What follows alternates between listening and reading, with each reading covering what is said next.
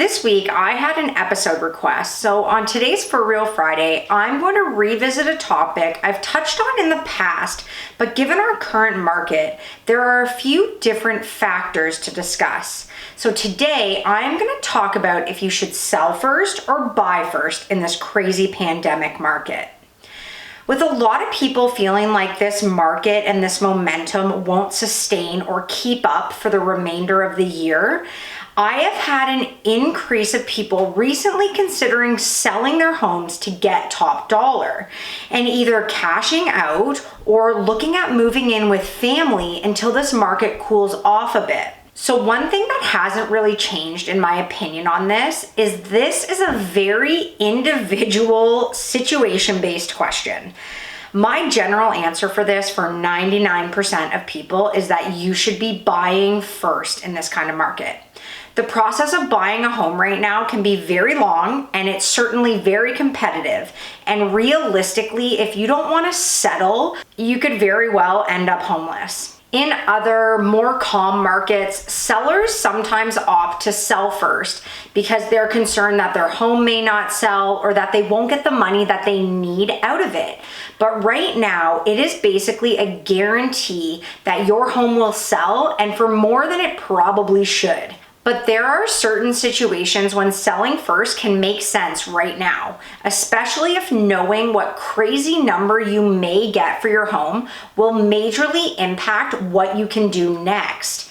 I think if anyone is in a position to sell a property right now, they should. But the biggest factor when considering selling before you buy is if you have a backup plan on where to go. Because if you can't find a perfect home to move to, you need to have options. A perk of being a seller right now, though, is that you are really in the driver's seat in terms of a closing date. Buyers are so desperate to just get a home that if you want a longer than normal closing, so longer than our 60 to 90 day norm, buyers are just agreeing to this to improve their offer and increase the likelihood of winning. That can help give sellers a bit more peace of mind and buffer so that they feel comfortable to hopefully find a suitable home to move to. With unpredictability around prices, some people are struggling whether they should cash out now. Some sellers are literally getting $200,000 more than they were anticipating, and that can definitely change what someone can buy on the other side of their plan.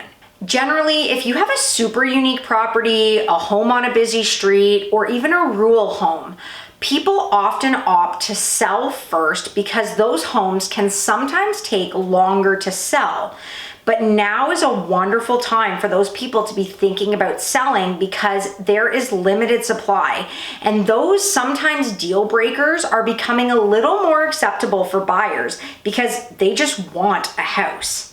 I think you really need to chat with your realtor on this one and determine if capitalizing on what's happening in our market right now makes sense for you. Based on what you envision going to, they should be able to guide you if getting what you're looking for will be a challenge or if you're gonna have some options and now really is a good time for you to sell. We have seen an increase in listings in the recent weeks, and I think as this trend continues and sellers are starting to flip their properties on the market, the entire market should feel a bit of a cool off.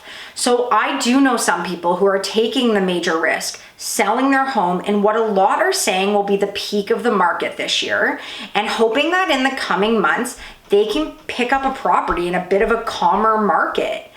And on the other hand, I have potential sellers who know selling only makes sense if they're able to buy the perfect home. So even though they could sell at a premium right now, the cons outweigh the pros for them and they're just staying put. I honestly have never had a client who ends up homeless. Things always seem to work out in like this perfect and funny way, but this year feels just that little bit crazier. So do your research, know all of your possible scenarios, and work closely with your realtor to get the outcome that suits you best.